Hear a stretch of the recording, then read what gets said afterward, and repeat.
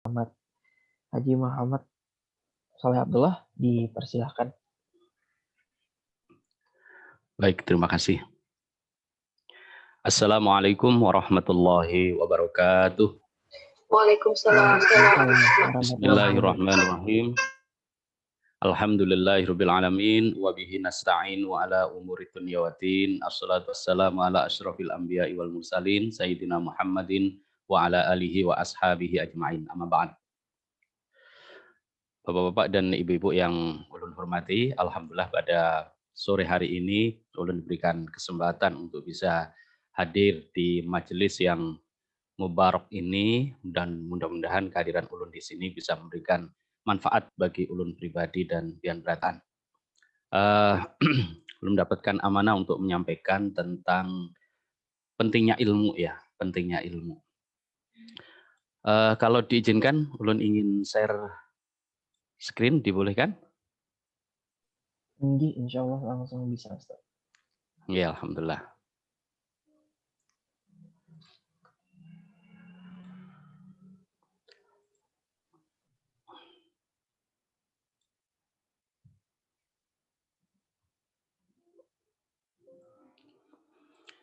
Oke, tema kita yang ulun ambil di sini adalah tentang ultimate life changing, ultimate life changing. Bapak Ibu rahimakumullah, kalau kita bicara tentang kehidupan kita itu akan ada saat berakhir, ya. Dan setiap makhluk itu pasti akan mengalami perubahan. Manusia yang hidup pasti akan mengalami kematian. Kullu nafsin dha'iqatul maut. Setiap yang berjiwa pasti akan mengalami kematian. Yang muda akan mengalami masa tua.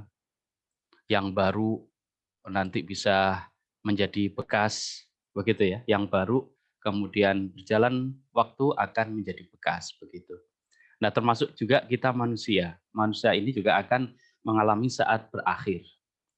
Nah, dan kesempatan untuk hidup di dunia ini hanya sekali. Allah berikan kepada kita sekali saja, yaitu sekarang ini.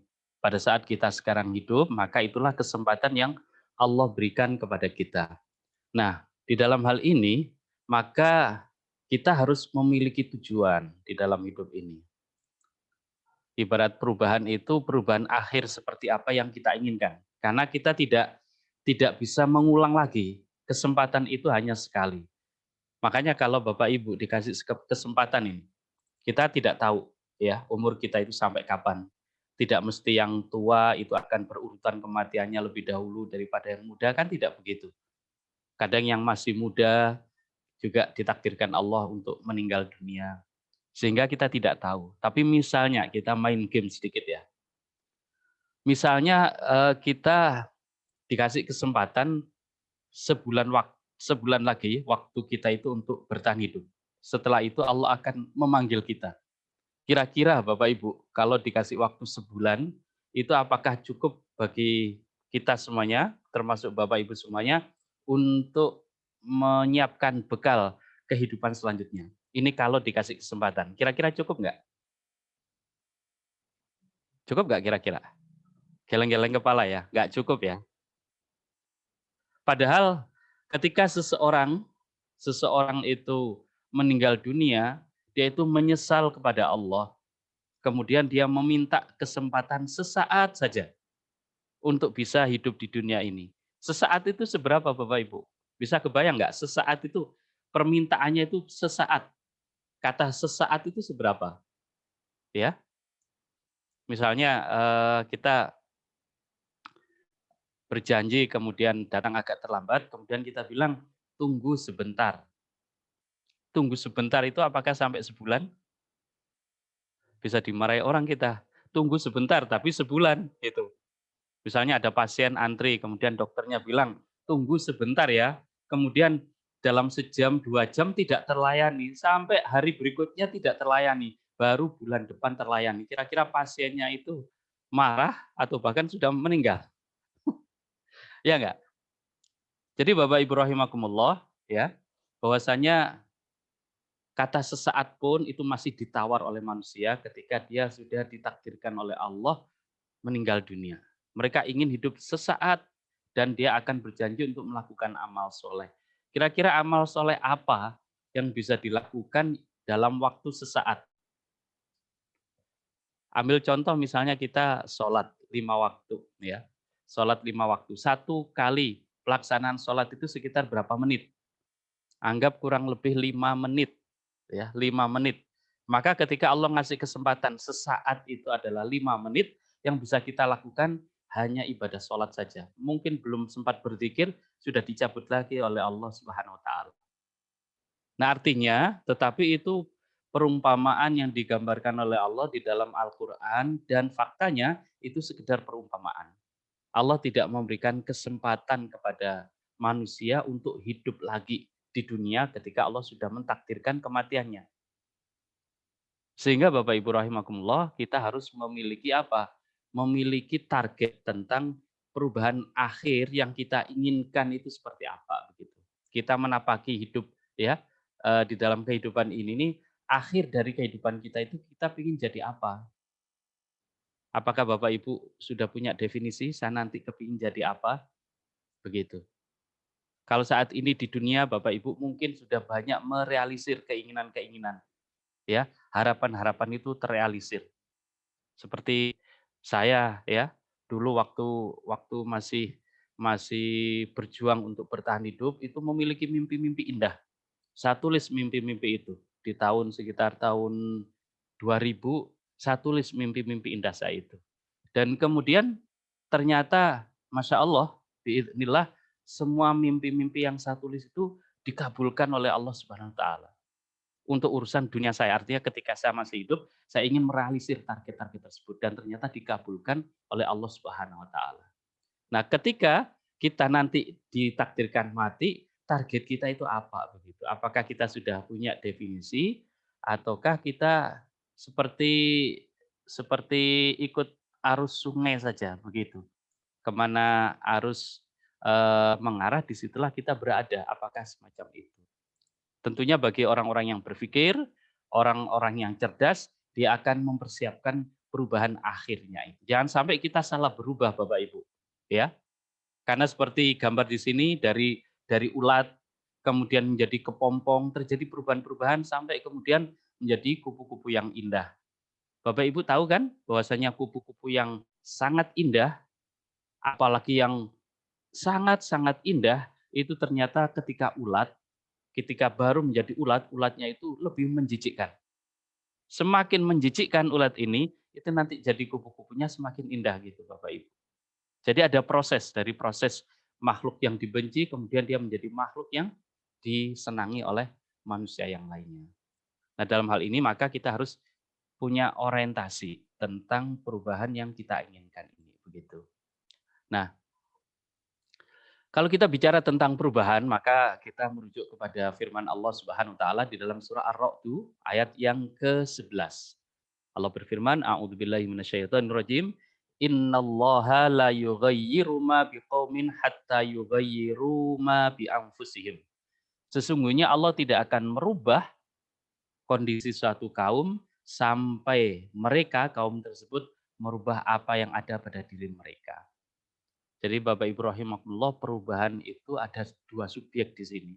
Kalau Bapak Ibu pernah belajar bahasa Arab ya, di sini ada fi'il mudhari' yughayyiru. Yughayyiru yang pertama itu subjeknya itu tunggal. Yughayyiru yang kedua yang hatta yughayyiru itu subjeknya itu jamak. Makanya di sini yughayyiru yang pertama itu dibaca pendek, yughayyiru yang kedua itu dibaca panjang. Ada wawu alif di situ. Itu menunjukkan tentang pelakunya, pelaku perubahan. Jadi yughayyiru yang pertama itu subjeknya adalah Allah Subhanahu wa taala. Tidak merubah, Allah tidak merubah. Ma biqaumin, apa yang ada pada satu kaum, hatta yughayyiru. Nah, di sini subjeknya itu adalah manusia. Subjeknya itu adalah kaum. Ya, sehingga mereka merubah apa yang ada pada diri mereka. Nah, yang ingin kita simpulkan dari ayat ini itu adalah bahwasanya proses perubahan itu ada 2 subjek. Subjek pertama adalah Allah. Kemudian subjek kedua adalah manusia itu sendiri. Begitu. Jadi kita tidak boleh menyalahkan Allah ketika kondisi kita seperti apa, ketika kita banyak melakukan pelanggaran-pelanggaran agama. Karena di sana ada dua subjek. Ada subjek Allah dan ada subjek manusia. Nah, subjek Allah di sini, Allah sudah memberikan hidayah, memberikan petunjuk. Petunjuk itu tidak berupa satu yang misteri yang kemudian hidayah Allah itu sudah tersebar di muka bumi ini. Al-Quran mudah untuk kita dapatkan. Kajian-kajian keislaman sangat banyak sekali bertebaran di muka bumi ini, begitu. Ini hidayah Allah yang harus kita jemput, begitu. Nah, tinggal apakah kita mau berubah. Jadi perubahan itu ada yang tidak bisa kita hindari, ada perubahan itu yang bisa kita rencanakan, Bapak Ibu. Misalnya perubahan yang tidak bisa kita hindari apa? Nah, itu nggak bisa dihindari. Dari hidup menjadi mati tidak bisa dihindari, Bapak Ibu. Itu proses yang alami, setiap orang akan mengalami seperti itu, gitu. Tetapi yughayyiru di sini itu ada perubahan yang bisa kita rencanakan.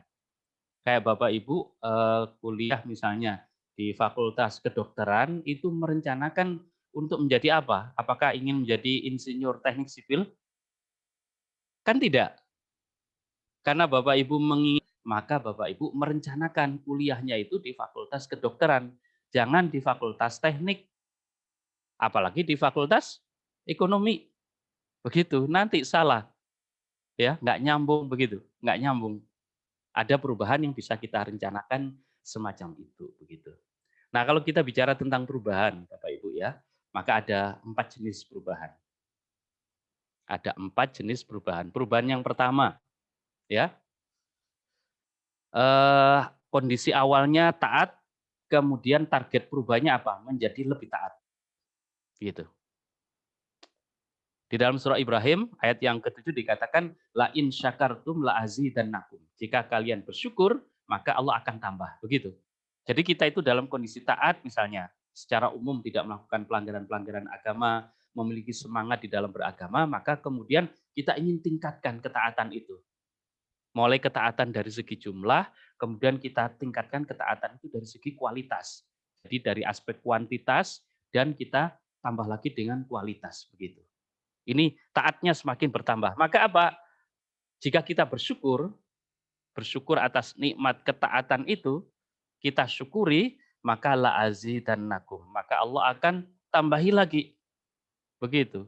Kita akan memiliki semangat lebih besar lagi. Kita akan memiliki energi lebih banyak lagi. Kita memiliki banyak inovasi-inovasi untuk melakukan ketaatan kepada Allah Subhanahu wa taala. Kita akan diberikan banyak kemudahan untuk melakukan ketaatan kepada Allah Subhanahu wa taala. Karena apa? Kita posisinya adalah ingin berubah dari taat menjadi lebih taat. Begitu. Di dalam surah Al-A'raf ayat yang ke-96 juga dikatakan ini akibat taat, akibat dari kita ingin meningkatkan ketaatan menjanjikan. Walau anna ahlal qura amanu wattaqau lafatahna alaihim barakatim minas sama'i wal ardh.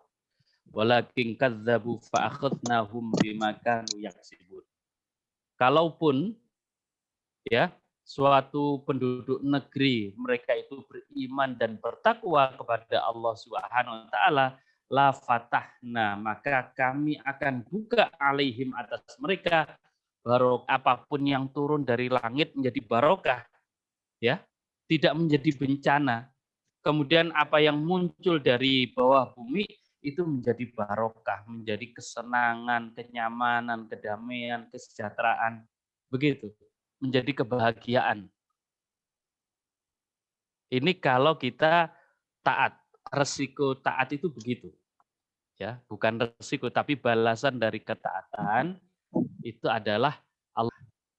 Bahkan para ulama mendefinisikan di antara tanda-tanda diterimanya amal soleh kita itu adalah ketika kita diberikan inspirasi untuk lebih banyak lagi melakukan ketaatan. Begitu. Itu tanda diterimanya amal soleh. Jadi kita melakukan ketaatan, kok malah semakin bergairah ketaatan kita. Nah itu tanda diterimanya amal. Nah ini perubahan. Makanya taat menjadi lebih taat itu berarti berkaitan dengan posisi kita sekarang. Sekarang ini posisi kita secara umum adalah orang yang taat atau banyak melakukan pelanggaran syariah. Begitu, ya. Tapi apapun itu, kalau orientasinya adalah agar kita menjadi lebih baik, maka itu adalah kebaikan. Kemudian yang kedua, naudzubillah, itu kok malah maksiat. Ketaatannya berkurang, malah kemudian nyerempet dan kemudian banyak terlibat kemaksiatan. Tua-tua keladi, semakin tua semakin menjadi begitu. Nah, maka balasan apa yang akan diberikan oleh Allah kepada orang-orang semacam ini? Begitu. Karena Bapak Ibu rahimakumullah, hari Jumat ya, saya kutipkan salah satu nas Al-Quran, surah Al-Jumu'ah, Allah berfirman, A'udzubillahi minasyaitonirrajim, Qul innal mautal ladzi tafirruna minhu fa innahu mulaqikum. Katakanlah Muhammad, sesungguhnya kematian yang mereka, manusia itu banyak lari dari kematian, ingin menghindar dari begitu. Jadi akan mendatangi kita semuanya. Ya, fa idza jaa ajaluhum la yastakhiruna sa'atan wa la yastaqdimun. Apabila ajal itu telah datang, enggak bisa dimundurkan ataupun dimajukan. Gitu. Nah, dalam kondisi semacam ini tentunya kita tidak boleh untuk menunda begitu. Makanya jangan berpikir yang apa balasan Allah bagi orang-orang yang semacam ini. Di dalam surah An-Nahl ayat yang ke-112 dikatakan wa daraballahu mathalan qaryatan kanat aminatan mutmainnah ya'tiha rizquha ragadan min kulli makanin fakafarat bi an'umillah fa'adzaqaha Allah libasal ju'i wal khaufi bima kanu yasnaun. Allah memberikan permisalan kepada satu masyarakat, satu negara yang mereka beriman dan mutmainnah dalam suasana damai tenang. Ya'tiha rizquha yang Allah berikan rizki kepada mereka rogodan dari segenap mingkuli makanin di setiap tempat. Jadi dari segenap penjuru Allah kasih itu. Gitu. Ibaratnya penjuru mata angin ya. Di setiap penjuru arah angin itu dia dapatkan rizkinya melimpah banget. Ya. Tapi apa? Fakafarut bi'an kebaikan yang Allah berikan bukan dipakai untuk taat tapi untuk maksiat. Rencana-rencana hidupnya itu rencana untuk maksiat, bukan rencana untuk taat. Merencanakan kehidupan untuk anaknya juga rencana-rencana untuk maksiat. Membangun rumah juga untuk rumah-rumah maksiat. Melengkapi isi rumah juga untuk kebutuhan maksiat. Begitu. Melengkapi kebutuhan rumah untuk maksiat. Yang besar begitu untuk apa? Untuk karaokean misalnya ya, yang lagu-lagunya lagu-lagu maksiat begitu.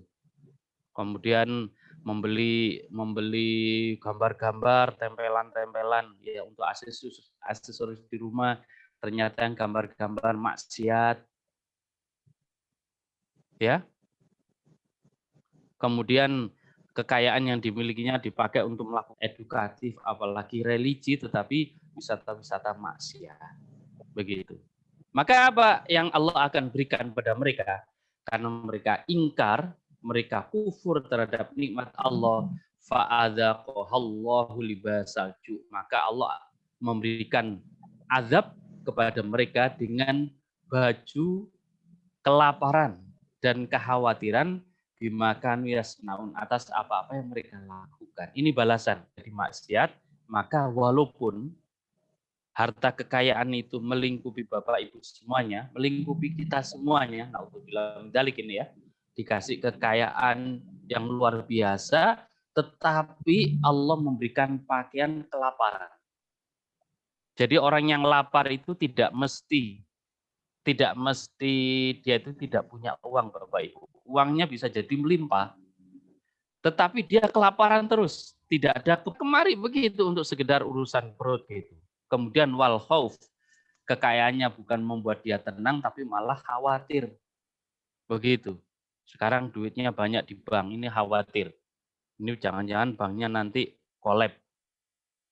Apalagi kalau duitnya sudah MM-an yang ditanggung oleh pihak pemerintah berapa? 1 M atau 2 M begitu. Kalau duitnya 5 M, wah bisa rugi nih. Begitu. Kalau disimpan di rumah dan lain sebagainya begitu. Al khauf, ya.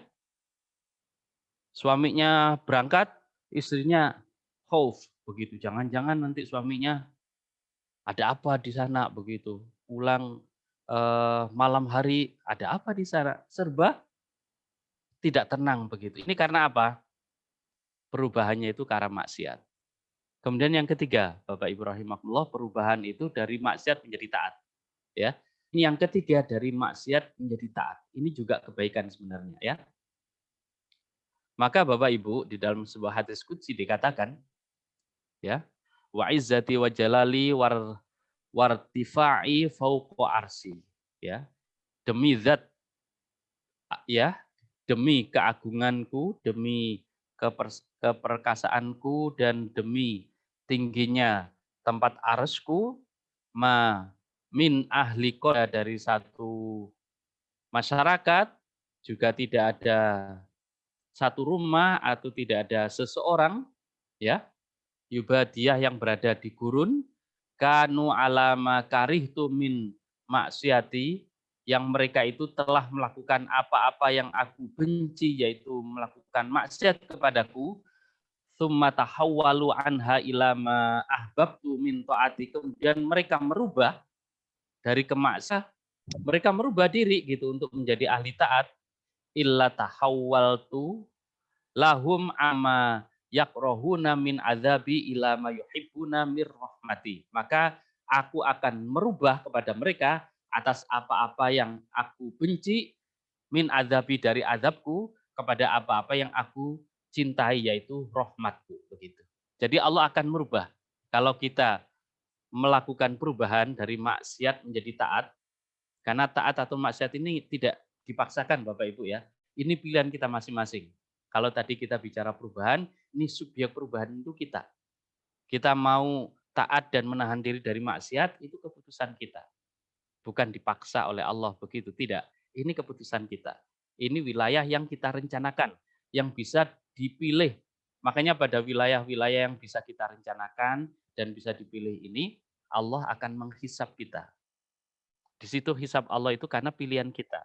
Sesuatu yang tidak dipilih, yang nggak bisa dipilih, Allah tidak akan menghisap. Jadi kenapa saya dilahirkan sebagai laki-laki kok tidak perempuan? Tidak ada hisap. Karena apa? Itu takdir, itu subjeknya adalah Allah Subhanahu wa taala. Ya, sehebat-hebatnya orang yang memiliki kemampuan lebih begitu, merencanakan bayi tabung, kemudian apalagi kalau di barat itu ya, merencanakan bayi tabung itu bisa memilih sperma. Dia bisa datang ke bank sperma, kemudian dia ingin memiliki anak laki-laki yang rambutnya pirang, yang hidungnya mancung, IQ-nya 170 dan lain sebagainya, bisa direncanakan begitu. Tetapi apakah mereka bisa memastikan nanti hasilnya seperti itu? Tidak akan ada yang bisa, karena itu adalah wilayah yang di luar kuasa manusia. Manusia itu bisa merencanakan saja wilayah itu. Nah inilah Bapak Ibu ya, dari maksiat menjadi taat, maka Allah akan merubah azab menjadi rahmat. Nah ini kebaikan Bapak Ibu. Ini yang keempat, naudzubillah min dzalik ya. Dari maksiat kemudian tambah maksiat. Di dalam surah As-Sajdah ayat yang ke-21 dikatakan walanudhiqannahum minal adzabil adna dunal adzabil akbar la'allahum yarji'un. Ya. Kami akan berikan kepada mereka dari azab yang ringan di dunia ini sebelum mereka akan dikasih azab yang sangat besar, ya, di akhirat nanti, la'allahum yarji'un, semoga mereka bisa kembali. Jadi Bapak Ibu kalau banyak masalah, banyak persoalan entah di rumah tangga, entah di tempat kerja, atau di masyarakat kita, atau dalam lingkup negara kita ini banyak masalah, maka perlu untuk melakukan introspeksi diri, muhasabah diri, kenapa begitu. Jangan-jangan itu adalah azab dari Allah yang sebenarnya azab yang ringan menurut Allah Subhanahu wa taala. Karena nanti di akhirat azabnya itu lebih besar lagi. Nah, kalau kita mau mengambil pelajaran, maka la'allahum yarji'un. Mudah-mudahan ada kesempatan untuk kembali kepada Allah Subhanahu wa taala. Itulah Bapak Ibu tentang perubahan. Kita mau melakukan perubahan seperti apa begitu, ya. Dan Bapak Ibu rahimakumullah, kalau kita bicara perubahan, maka ini membutuhkan ilmu. Jangan sampai kita merencanakan perubahan tanpa ilmu. Begitu. Harus dengan ilmu. Bisa kebayang nggak? Orang yang melakukan perubahan tanpa ilmu. Melakukan target target-target misalnya try and error sebuah penelitian atau sebuah penemuan begitu, try and error, mencampur ini, meramu ini dan itu, tapi tanpa ilmu itu kira-kira seperti apa begitu. Contohnya Bapak Ibu mungkin pernah membaca ya bahasanya Hitler itu pernah melakukan percobaan-percobaan di penjara sadisnya, ya. Di Jerman itu dia melakukan percobaan-percobaan yang ya objeknya itu adalah manusia begitu. Jadi manusia itu kalau ditempel punggungnya dengan punggungnya dalam keadaan luka sama luka itu apakah dia akan menjadi kembar dempet begitu? Bisa apa enggak begitu? Manusia ditempel. Jadi punggungnya itu disisir, ini percobaan-percobaan sadis ini. Ditempel begitu, nah dia bisa enggak nempel? Ya. Atau misalnya tangan dipotong kemudian diganti dengan tangan singa supaya kesannya itu sangar, bisa apa enggak begitu? Dan lain sebagainya. Ini kalau tanpa ilmu ini akan jadi fatal begitu. Ya, beberapa waktu yang lalu tentang masalah Covid ya. Donald Trump itu pernah ini ya karena sudah kalut mungkin dengan upaya menanggulangi itu masalah Covid di negerinya saat dia jadi presiden Amerika itu dia ini menyampaikan statement yang tanpa ilmu begitu dan itu ya sangat sangat lucu atau sangat bodoh begitu pernyataan-pernyataan yang tidak berdasarkan ilmu begitu. Nah, akibat tidak berilmu. Ini kita kutip di dalam surah Al-An'am ayat 116 117. A'udzubillahi minasyaitonirrajim wa in tuti' aktsara man fil ardi yudilluka an sabilillah. Janganlah kalian mengikuti kebanyakan ya suara mayoritas, suara kebanyakan dari orang-orang di muka bumi ini yang mereka-mereka itu akan menyimpangkan, akan menyesatkan kamu dari jalan Allah. Iyattabi'una illa dzanna wa inhum illa yahrusun. Sesungguhnya mereka itu hanya mengikuti prasangka-prasangka saja gitu. Dan tidak adalah prasangka itu akan memberikan kebenaran, bahkan akan sampai kepada kesesatan gitu. Inna rabbaka huwa a'lamu may yadhillu an sabilih. Sesungguhnya Tuhan kamu dialah lebih mengetahui orang-orang yang tersesat dari jalannya, wa huwa a'lamu bil muhtadin. Dan dia juga mengetahui orang-orang yang mendapatkan hidayah begitu. Jadi kalau orientasi kita itu adalah negeri akhirat Bapak Ibu ya, maka akhirat itu milik Allah Subhanahu wa taala. Maka kita harus mengikuti jalan dari Allah Subhanahu wa taala. Allah lebih tahu tentang jalan yang benar, Allah juga lebih tahu tentang petunjuk-petunjuk itu seperti apa begitu.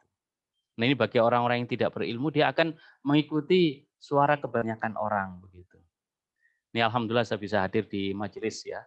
Yang Bapak Ibu ini adalah orang-orang terpilih begitu, orang-orang terpilih yang tidak mudah untuk mengikuti suara kebanyakan begitu. Misalnya contoh ya tentang masalah COVID itu banyak opini-opini yang berkembang tentang penyebabnya apa dan penularannya seperti apa dan lain sebagainya begitu. Baik berita yang berdasar dari ilmu ataupun berita-berita yang dari orang yang tidak berilmu begitu, berita-berita hoax gitu. Maka Bapak Ibu tentunya ya memiliki pendapat tersendiri gitu karena Bapak Ibu berilmu tentang hal itu. Coba kalau tidak berilmu, Bapak Ibu yang pernah misalnya ya, kalau di Indonesia itu madhab yang dominan itu adalah madhab Syafi'i. Kita sudah tahu tata cara orang melakukan ibadah begitu. Coba Bapak Ibu ya, insya Allah sudah pernah berangkat ke Mekah, ke Madinah, di sana pergi haji atau umroh begitu. Jadi di sana tidak hanya madhab Syafi'i, tapi berbagai macam madhab, sampai madhab Syiah pun juga bisa kita temui di sana begitu. Nah, beraneka ragam perbedaan-perbedaan itu, kalau kita memiliki pegangan ilmu, kita tidak akan terombang-ambing, tidak akan bingung melihat perbedaan-perbedaan yang bahkan cukup signifikan begitu. Nah, di dalam surah Al-Baqarah ini juga ya, dalam surah Al-Baqarah ayat yang ke-8. Orang-orang yang beriman tapi tanpa ilmu. A'udzubillahi minasyaitonirrajim.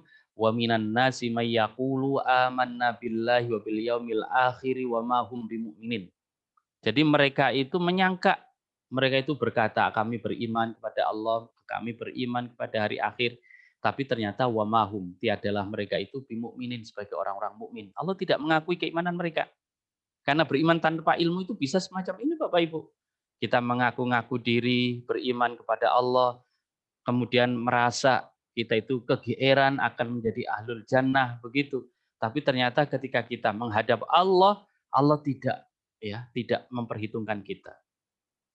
Karena orang-orang yang tidak diakui sebagai orang-orang yang mukmin, orang-orang yang tidak beriman, maka tidak ada hisab. Tidak ada hisab. Hisab itu hanya diberikan kepada orang-orang yang masih ada keimanan. Itu masih dihitung amalnya. Kalau Allah sudah mengeluarkan dari jajaran orang-orang beriman, maka tidak ada hisab. Yang di dalam di dalam surah apa? Jadi innalladzina kafaru min ahlil kitab wal musyrikina fi nari jahannam khalidina fiha ulaika hum syarrul bariyah. Sesungguhnya ya, orang-orang kafir mereka itu adalah dari orang-orang ahli kitab maupun orang-orang musyrik, maka mereka itu di neraka jahanam selama-lamanya begitu. Jadi langsung masuk ke neraka jahanam selama-lamanya. Tidak ada hisab orang-orang kafir itu Bapak Ibu. Nah, jangan sampai kita itu mengaku diri beriman, kemudian menganggap diri kita beriman tanpa kita verifikasi. Ini kan akuan-akuan ini, ya. Klaim-klaim sepihak, tapi ternyata Allah tidak mengakui klaim itu. Ngaku-ngaku mahasiswa tapi nggak pernah daftar. Ngaku jadi anggota organisasi apa, tapi ternyata tidak begitu. Tidak diakui karena syarat ketentuannya tidak dia penuhi begitu. Sehingga keimanan itu bisa ditolak oleh Allah. Ini hati-hati Bapak Ibu. Ya. Karena beriman tanpa ilmu itu bisa ditolak oleh Allah. Hati-hati ini. Ini juga tertipu karena tanpa ilmu, ya. Di dalam surah Al-Ahzab ayat yang ke-66 sampai 68. Allah berfirman, a'udzubillahi minasyaitonirrajim, yauma tuqallabu wujuhum finnar yaquluna ya laitana ata'nallaha wa ata'nar rasulah.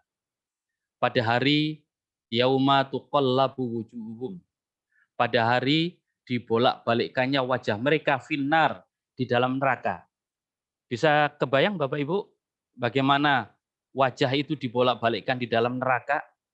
Ibu-ibu yang suka masak misalnya iwak nila, ya, satu iwak nila begitu, kemudian iwak itu dibalik, ya, ketika sudah matang yang bagian bawah dibalik lagi begitu. Nah, ini tuqallabu wujuhum, dibolak-balik. Ini bukan dibolak saja atau dibalik sekali saja, tidak, bolak-balik. Kata bolak-balik itu berarti berkali-kali begitu. Ya, dibolak-balik. Nah, seperti itu. Dibolak-balik di mana? Fitnar, di neraka. Na'udzubillah min dzalik ya. Yaquluna, mereka berkata, orang-orang yang dibolak-balik di dalam neraka ini mereka berkata, ya laitana, duhai kerugian ya. Duhai kenapa dulu kami itu Allah tidak taat kepada Allah, dan kenapa kami itu dulu itu tidak taat kepada Rasul. Gitu. Waqalu, maka mereka berkata, Rabbana inna atokna sahadatana wa kubaro'ana. Ya Allah, mereka berkata, sesungguhnya kami itu mentaati para pemimpin-pemimpin kami, wa kubaro'ana, dan pembesar-pembesar kami.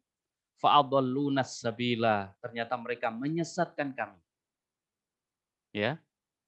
Jadi Bapak Ibu, ketaatan itu ada batasnya. Begitu. Tidak mesti yang di atas itu harus ditaati terus. Dalam artian bos kita, majikan kita, atasan kita, kemudian ditaati terus secara mutlak, tidak semacam itu. Jangan-jangan nanti seperti ini. Kadang-kadang ada yang ngomong begini, kalau nanti yang penting kita mengerjakan sesuai perintah.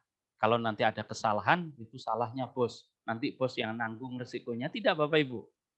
Di sini dikatakan mereka yang mereka yang tidak berilmu kemudian menyandarkan benar tidaknya itu kepada bosnya, kepada sadatana wa kubaroana, kepada pemimpin dan pembesar-pembesar mereka, udah diserahkan mereka aja lah. Kita pokoknya tahu di lapangan aja seperti apa begitu.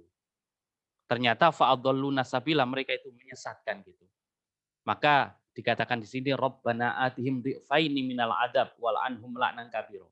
Kita akan komplain kepada Allah atas akibat yang terjadi gara-gara kita taat tanpa ilmu. Karena kita patuh tanpa ilmu gitu. Melakukan sesuatu tanpa ilmu atau meninggalkan sesuatu tanpa ilmu gitu. Maka apa dikatakan di sini? Orang-orang yang tertipu tadi itu komplain kepada Rabbana, duhai Tuhan kami, atihim, berikan pada mereka dhi'faini minal adab, 2 kali adab.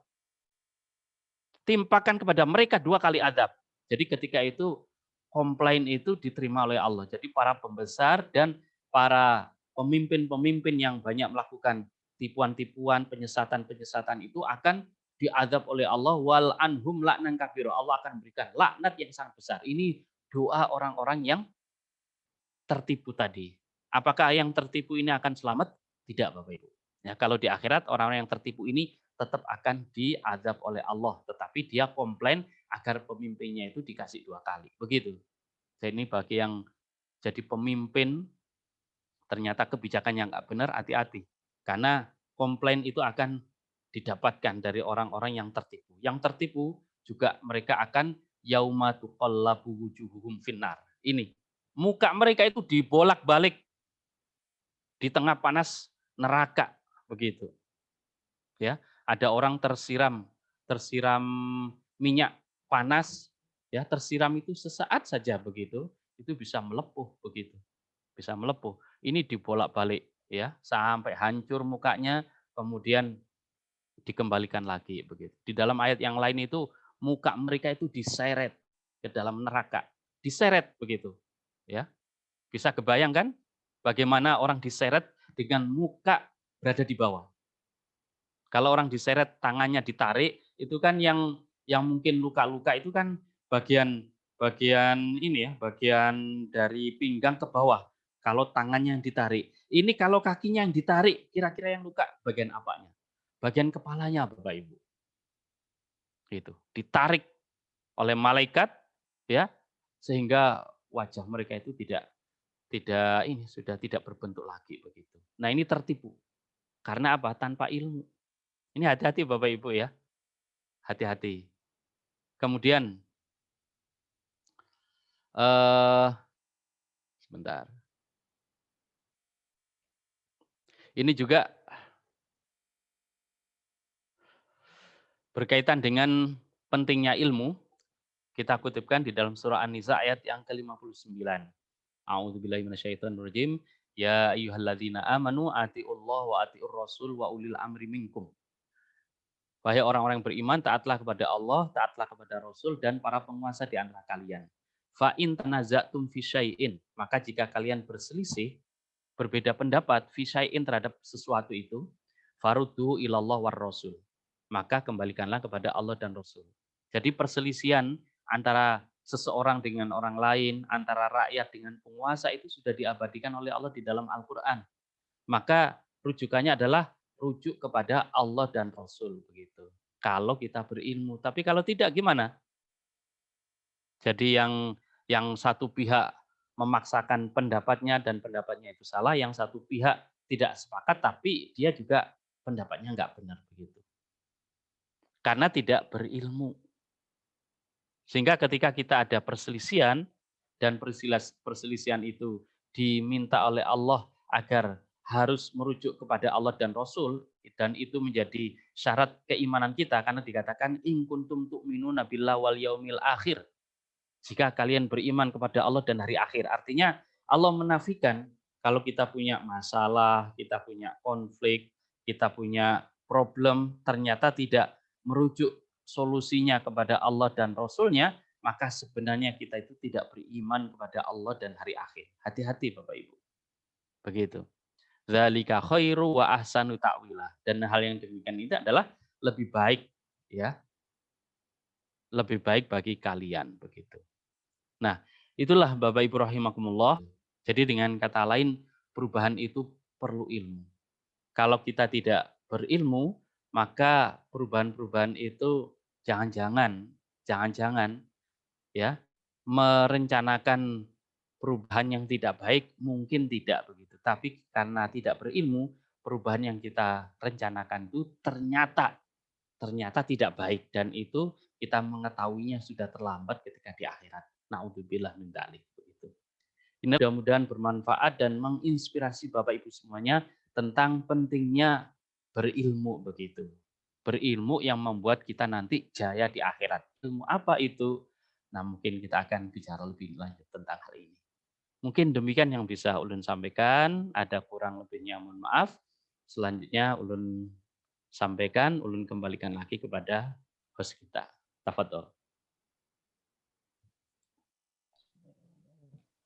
Ya, alhamdulillah tadi adalah penyampaian materi dari Ustaz Haji Muhammad Satullah tentang bagaimana kita untuk perubahan itu masih sangat yang namanya untuk berubah itu sangatlah perlu untuk memiliki ilmu di dalam melakukannya.